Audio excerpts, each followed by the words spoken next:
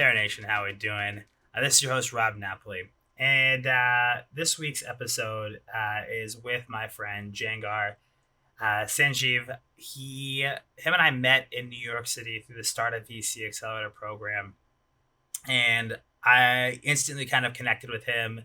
One of our first conversations was very direct, very intense, and ever since we just kind of stayed in touch with the program and going back and forth. And I'm really glad to have him on the pod to talk about his company and less about his company, but more about how he got into entrepreneurship and his advice for his younger self. So before he founded his company, Match Families, Dzhangar had been focusing on growing better leaders within international HR consulting environment. He was a general manager, he was a sales leader, had spent time in Thailand, the US, managed the team in Russia, and then took over the team in Germany, doing a lot in the corporate space. And then kind of left the corporate world to be a founder, to be an entrepreneur, something he wanted to do from a young age. And it came from a very real place of being married and having two young daughters. When he moved to Germany, it was the first time he moved with his family. He talks a little bit about that, the challenges that posed, how his solution came about, and then shares some of the things that lessons he's learned along the way. And I think it's really interesting, as we go through a lot of these kind of conversations, we realize that people, from the public's eye, they see the success of entrepreneurs more often than not, because that's, great stories, storylines. Um, but there's an iceberg below, right below the iceberg, where there's a lot of struggles and troubles and hard work and really having to get outside your comfort zone every day.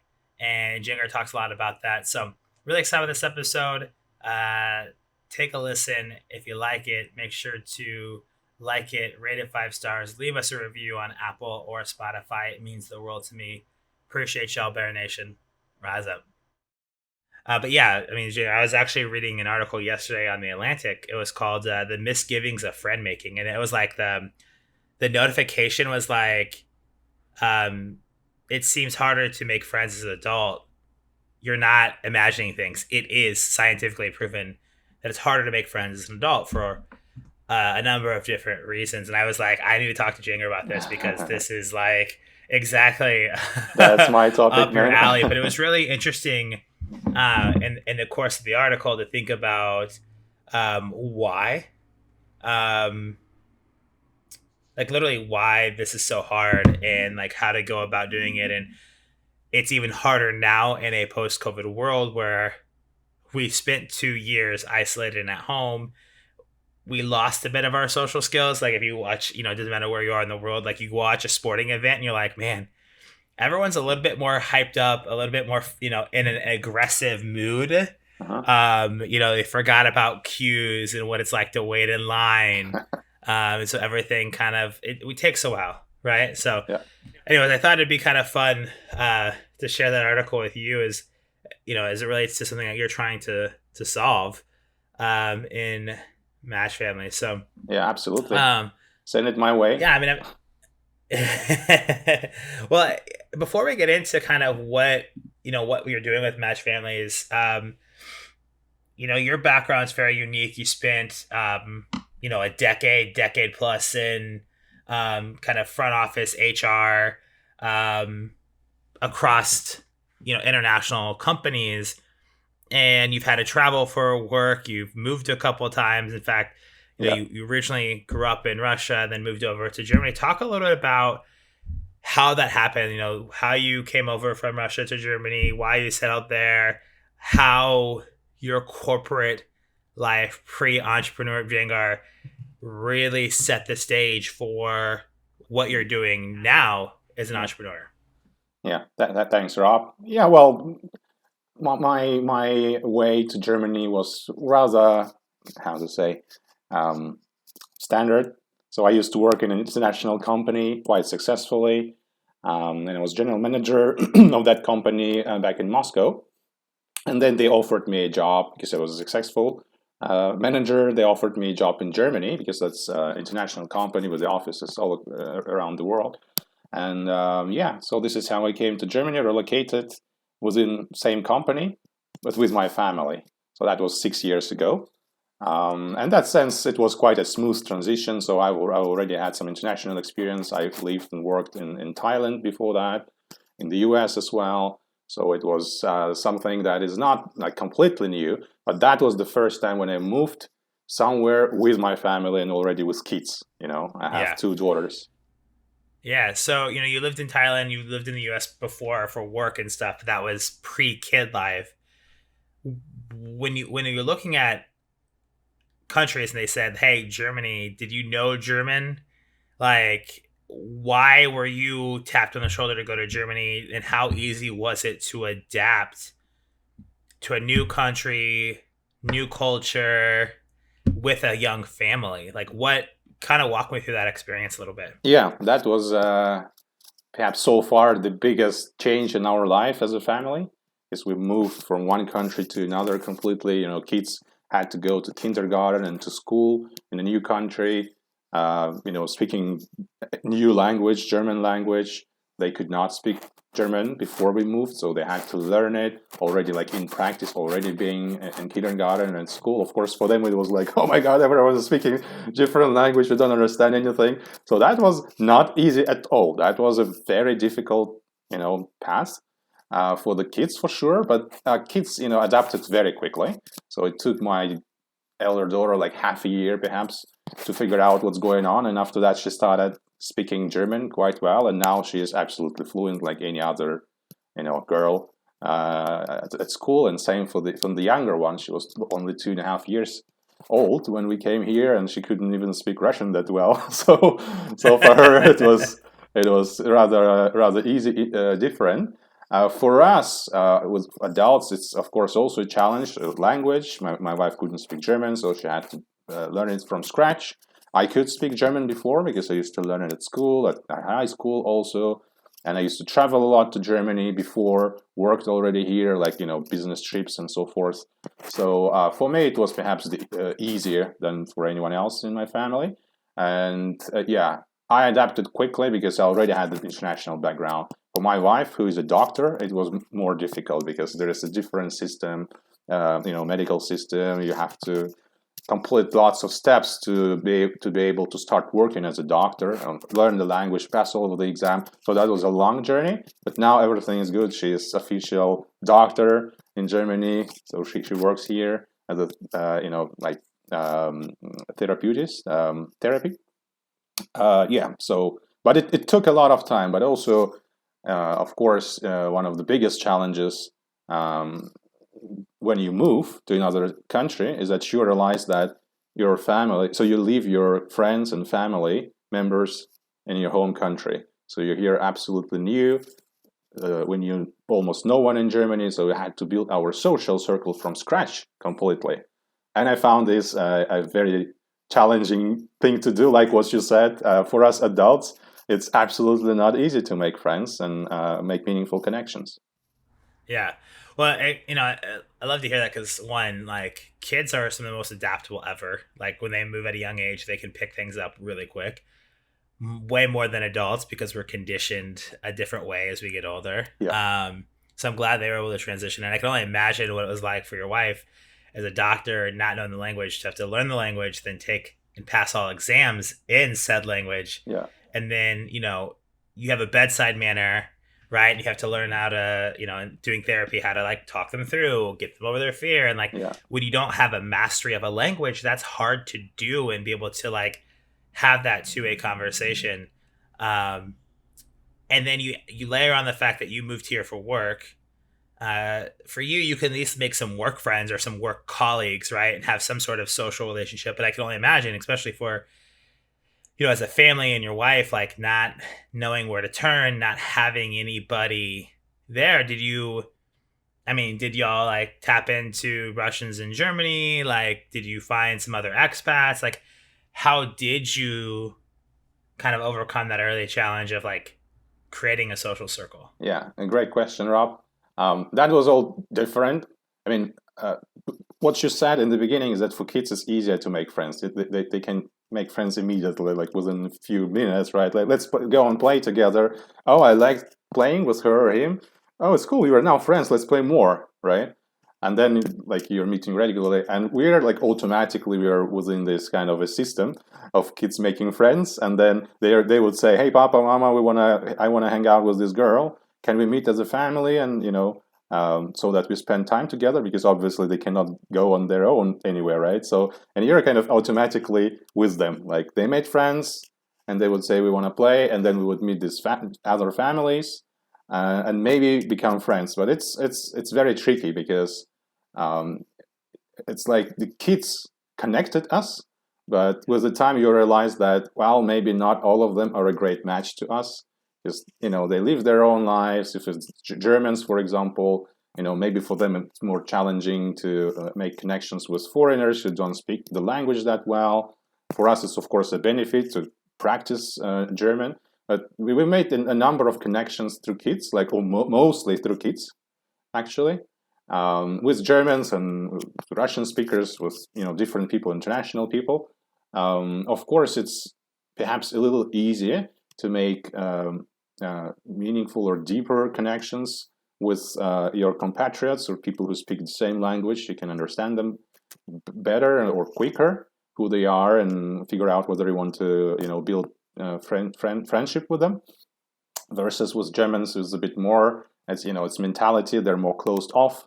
So it takes a lot of time to break the ice, to get into their circle of friends, and get their trust. But once you break this, once you're in, and once they accept them into their circle, you will become great friends. Everyone would say, like, if you were able to make a friend with a German, that will be your forever friend, lifelong friend, because they know how to.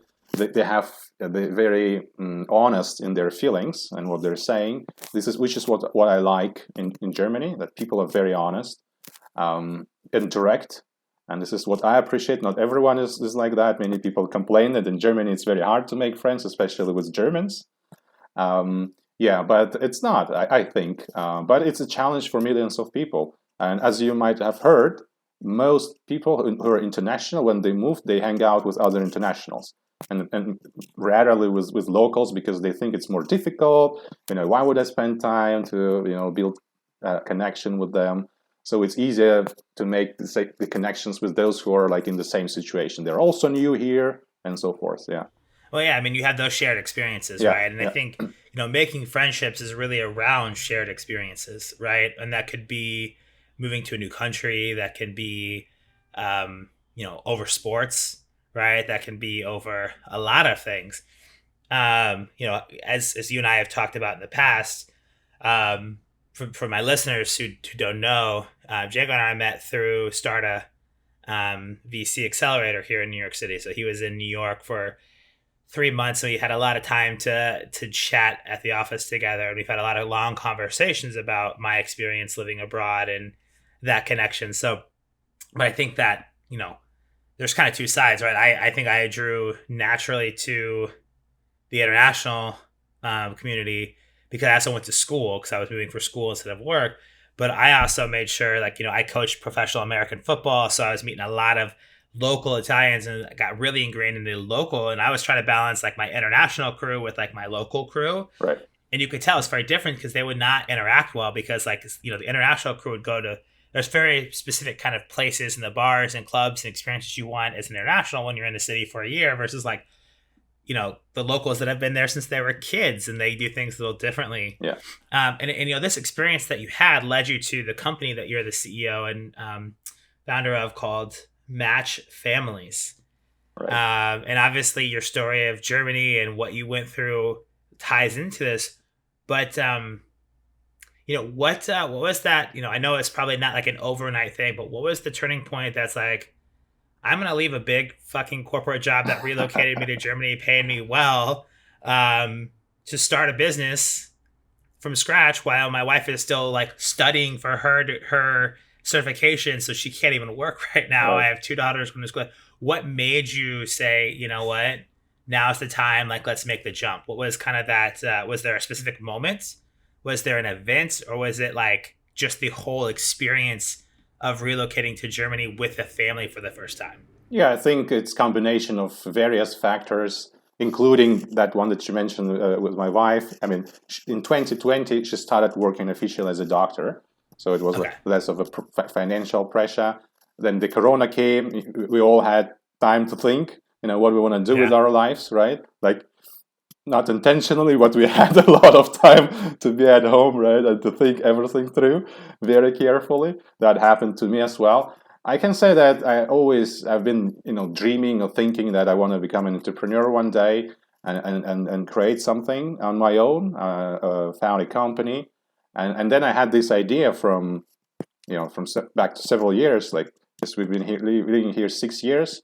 Everything is okay with our social circle now, but I remember this pain in the beginning, in the first year, second year, where you feel very lonely at times when you know that you don't have friends, you cannot spend time with, or you have very limited opportunities to spend time with the people who really are a great match to you, with whom you really enjoy spending time and feel home, feel happy. Everyone in the family feels happy, because my wife used to complain as well that I don't have close friends here and would love to meet someone so that we could spend time together.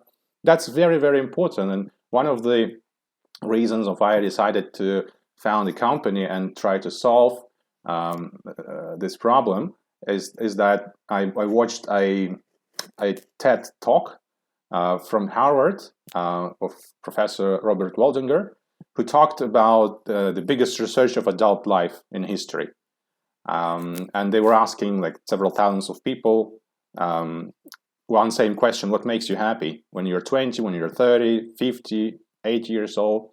And the result of this study, he said, was that close relationships with friends and family is what makes people happy, more than money, more than fame, more than career, and also helps them live longer lives.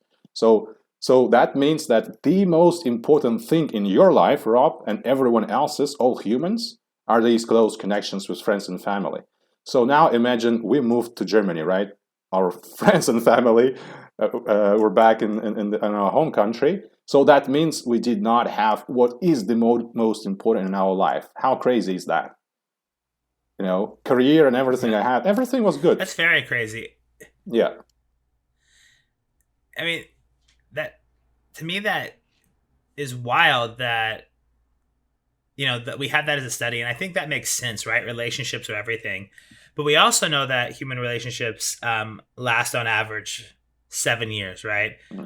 Just because so much change happens, and so how do you kind of go through those cycles of life?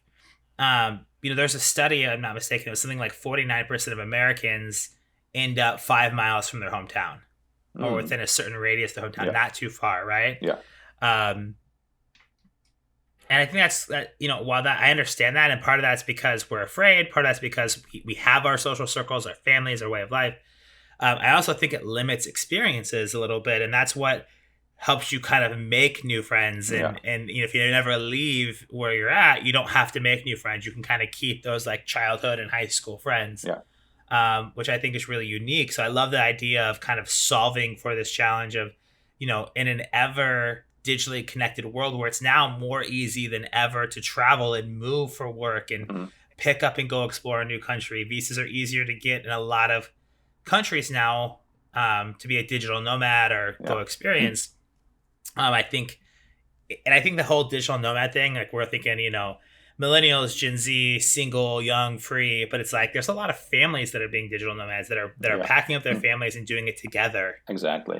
which I think is really unique. So having a platform where they can learn how to connect and do, it's going to be a really cool thing Yeah. as we kind of figure out how to recreate human interaction Right. and friendships and experiences in a post-COVID world. Yeah. So I felt, Rob, that this problem of or this natural desire of people to make meaningful connections with like-minded people is just what everyone wants, right? And then as you say, life changes. You have kids, for example. That family. This is a different thing. Like you want to make a connection as a family, not just you. And it's becoming more tricky because there are more people involved, right? And more criteria have to match. Therefore, I thought like, okay, the problem is big. Millions of people are moving from one city to another, from one state to another, even from one district in a city to another district, and they're all in the same situation. They need to build their social circle and be happy. And I felt like this is a huge problem, way more difficult than what I used to do before in my past life in HR. And I thought like it's an exciting problem that I want to solve. And that's why I founded MatchFamilies to help people, to help families, single parents or couples, make meaningful connections with people who they will be more likely to build long-lasting friendship and just make great friends. Yeah, usually you kind of make those like family friends like that through either sports or theater or something like that, which is, becoming harder because we don't do the same things and not as many kids, and especially during COVID. So I'm excited about that. I want to transition. You came to the US for 3 months to go through an accelerator. You were looking to potentially raise some funds. You're kind of in that early investment cycle. What was kind of your biggest experience or lesson of being in New York for 3 months and going through the start of VC Accelerator program? Now that you've had time to kind of digest after that, the demo day, the investor day, the bow party, all that good stuff. Like, what was kind of like the biggest takeaway you had from that experience? Well, great question, Rob. I was thinking a lot about it. There are lots of different kinds of experiences. The biggest one, well, maybe it's something that happened in my mindset personally, because I talked to so many people, learned or got feedback from so many sides, including yourself, right?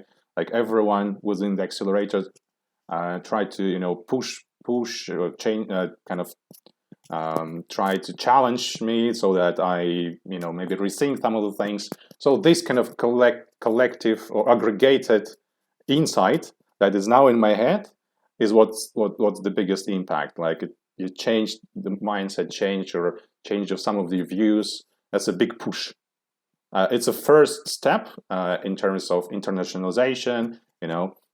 Changing the level of game, not just Germany, it's global. I can raise funds in the US and or in Germany if I want to. So it's like different level, which wouldn't have happened if I did not participate in the program, right? So that was a push for me to go to the US, to learn, to meet these new people, to incorporate in the US. Kind of, it's a very important big step, and I'm very thankful to you and the startup team that they enabled or they were this kind of a push for me. And I think it's a good thing to do for sure. And I'm already feeling effects of it. So by talking to investors from the US who show interest, and I'm on the radar of several VC funds, so that's a plus, right? So they're kind of observing and waiting until we achieve enough traction for them convincing traction for them to invest. Yeah. And that's awesome. And that's kind of why you do that program, right? Exactly. Is getting those conversations and for a lot of entrepreneurs or those that are entrepreneur minded out there, it's not fucking easy. Yeah. Right. Like I didn't never mince words with you. I never like said, "Hey, you're doing great." It was more like, "Why are you doing this?" Like very hard questions and very, enabling you to be the best version of yourself through pushing you. So I'm really excited you had that. When you think about the business, right, and pre-show you were talking about you're launching kind of your first events in Dusseldorf, and the big part of the push for the summer is doing a lot of events. You got that feedback not only in Germany but here in New York, right? Yes. Remember you called me. It's like, hey, I had a meeting, and they offered the event space already. Like they love the idea of events. Like we need to do more of these. Right. What is the biggest challenge that you face as an entrepreneur right now with your business? With the business, I think as a founder, as an entrepreneur, obviously the biggest challenge is fundraising. I thought it's going to be easier. It's not easy. It's a longer journey. I thought like I have a super brilliant idea, which is very helpful. It's social. It's good with good impact on people. Social impact, and all of the things that make people feel happy, friends. These are all good topics. And all investors are saying, "Great idea." And my thought before was that, okay, so thousands of people told me that's a great idea, right? And now you start talking to investors, and they're also saying good idea, but but There's yeah, always a but. yeah. But we want to keep track on your traction, what you're actually doing. So it's a different way of how they look at things, and even though they believe it's a great idea, like yeah, there is unicorn potential. We believe that there is a unicorn potential. But there's something that's stopping them to invest, and that's usually commercial traction or any other kinds of traction. When it comes to VC funds, angels, they're different, right? So they're like, okay, so less pushy in that sense. So I did not expect that it's going to take so much time to raise money, and that is going to be so difficult. So it's not like this, they're not hurrying up as well. So that's a great idea. We might invest. We're interested to invest, actually. But we're going to wait, observe you for a bit of more time. And you're like, but, I already raised money, right? Like 100K of business angel investments I did raise. It also took time. I've already been through that in the angel process. Yeah. With angel, it was easy, and quicker. Yeah. But now I'm looking for venture money. Yeah. Venture capital money. And that's hard. That's hard. That's the biggest challenge.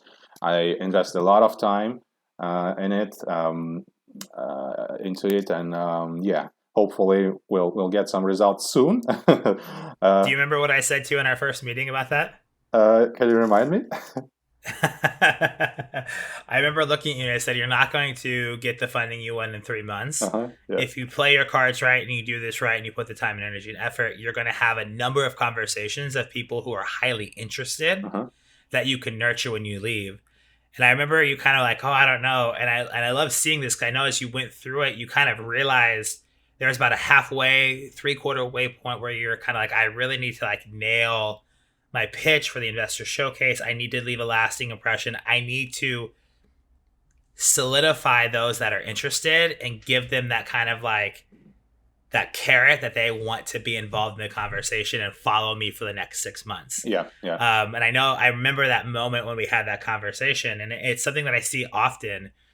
The other thing that I think unfortunately happened, right? If you came about 8 months ago, the market was flying, right?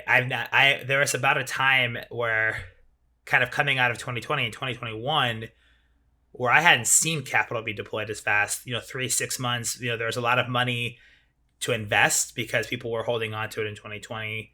But then we saw the recession coming, and you were in New York as the recession was kind of getting ready to hit. Also, geopolitical with Russia invasion of Ukraine, the supply chain issues. There's a lot of things that happened while you were in New York. Yeah.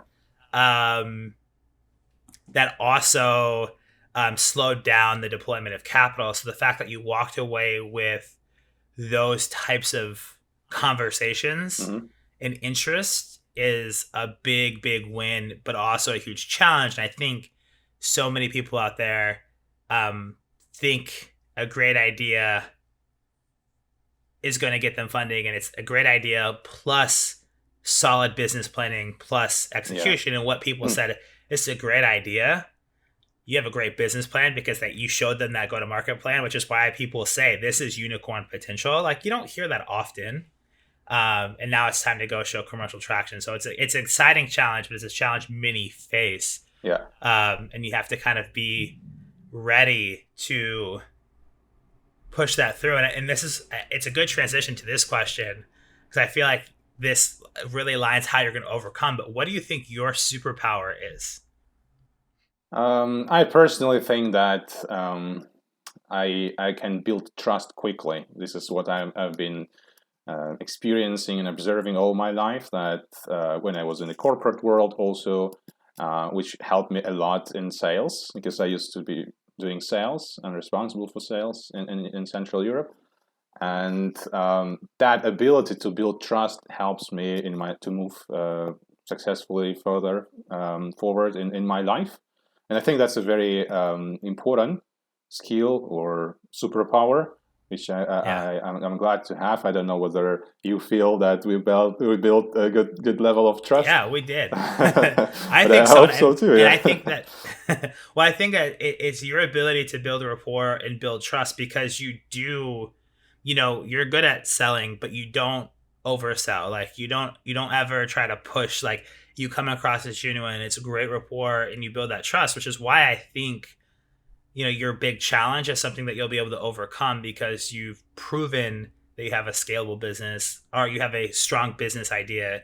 You've proven that you have a on paper very scalable growth plan, and now it's time to go execute, and you've Yeah. been executing on that, right? We've seen some of those events happen. We've seen the early traction and growth in having 5,000 users in your first 30 to 60 days upon a launch. Like those are good traction numbers that have shown this. So I'm excited to see it grow, and I think your superpower will help you carry into that growth. Yeah, I hope so too, because we're considering a lot of different kinds of partnerships with organizations who are running events, for example, or those who are providing services, entertainment services for the kids, for example, these kind of things, or internations, relocation agencies, corporates who employ all of these expats.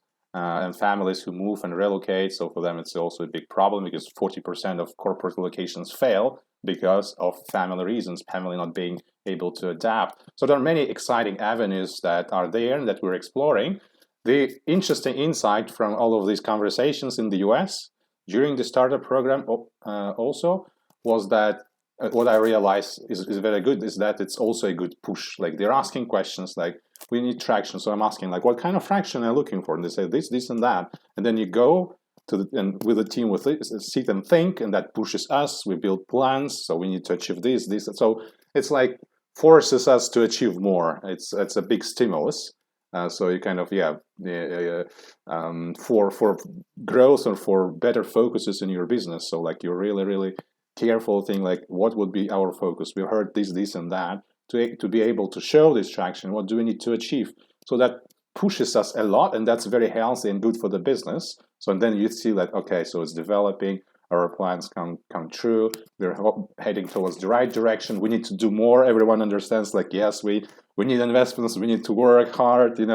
That's a good thing that is happening because they push you a lot, so you can crystallize the way forward, but also good push for the entire team because they know and they also want to become successful and so forth. So that's a great effect. So actually very thankful to the investors when they say, we want more, we want to see more. I said, okay, so it pushes and pushes you. That's great.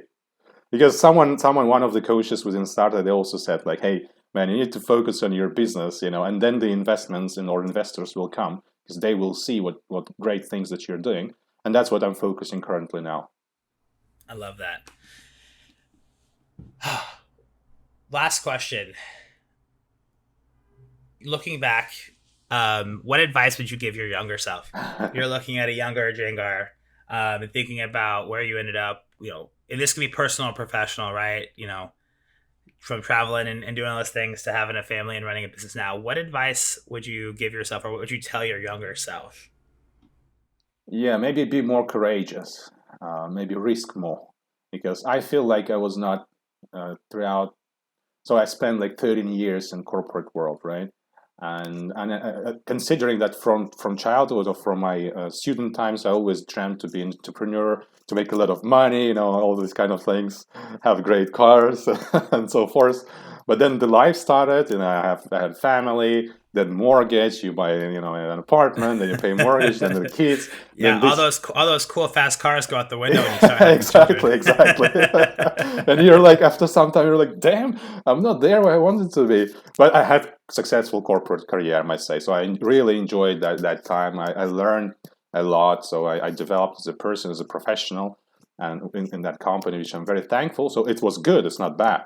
But somewhere on the back of your mind, you think like, but I haven't done what I really wanted. So I'm really glad that I've done it now. Now I'm like 37 years old. The good thing is that I'm very experienced. I've done everything when it comes to business, led teams, leadership experience, all good. So I'm all ready now. Maybe I was not ready before, but maybe like I could have started that earlier.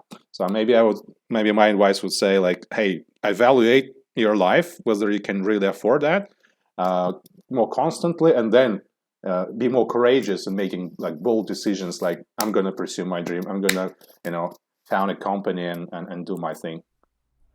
I love that. And I love that you say that and that you wanted to be an entrepreneur younger. Like, not everyone did, right? Yeah. Sometimes entrepreneurship just kind of finds us. Um, but I, and there's nothing wrong with people who go into corporate. And I've talked about this. Like, if that's what you want to do and that feeds into other things, awesome. But we're conditioned at a young age to like be ultra conservative. Like, you graduate, you got student loan debt. Well, especially in the U.S. where you have student loan debt, it's a little bit different over in Europe. It's like you go get a job, you work the corporate ladder, you start like, but like honestly, like your early to late 20s into your early 30s is a time where you could take a lot of risks, you know, and kind of like restart because 28, 29, 30, like you can always go find that corporate job or take that step back and like take the money you would have taken at 22 to go work in corporate after taking all these risks. Like there's so many different variables that could happen. But at the same point, there's this thought, Gary Vee talks a lot about like your early 20s, early 30s, but like when you're 30, 35, 37, like I'm 35, I don't think that I still think you can find yourself.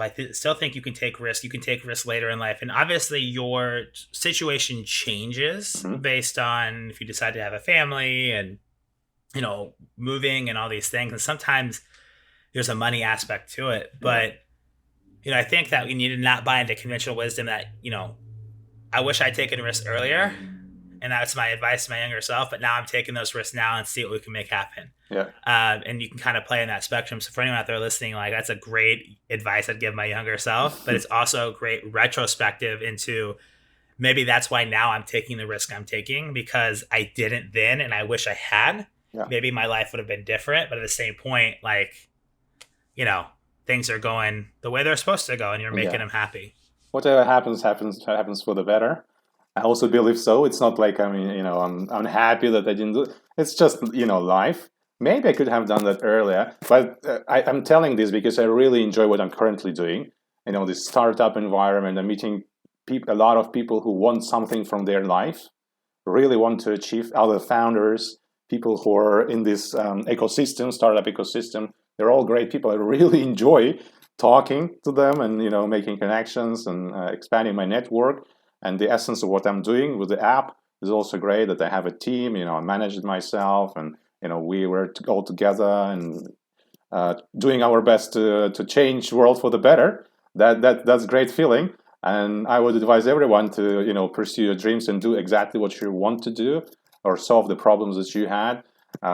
So in that sense, when you realize this, that it's actually great. I don't want to go back to the corporate world, like never. I will never do that again. Okay, so I enjoy what I'm doing.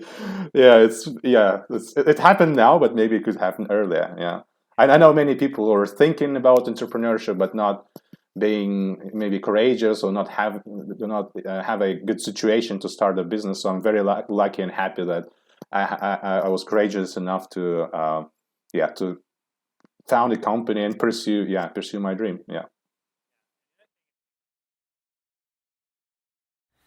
And the other thing, if you think about it, is like there's no perfect situation to take those risks. Like I used to think I would wait, like once I did this, once I did that, I'd start a business. And it took me getting fired to like just going after it. And it was like, hey, now is the time to take a Exactly. chance. Like if I fail, I fail. Like, I can't go any lower.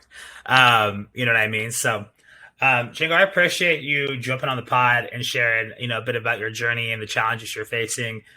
Where can Yeah, people find so you? How do Match they get in Families touch and has learn a more? very simple domain. It's matchfamilies.com. This is a website from where users or people could download the app to start using it. Mm-hmm.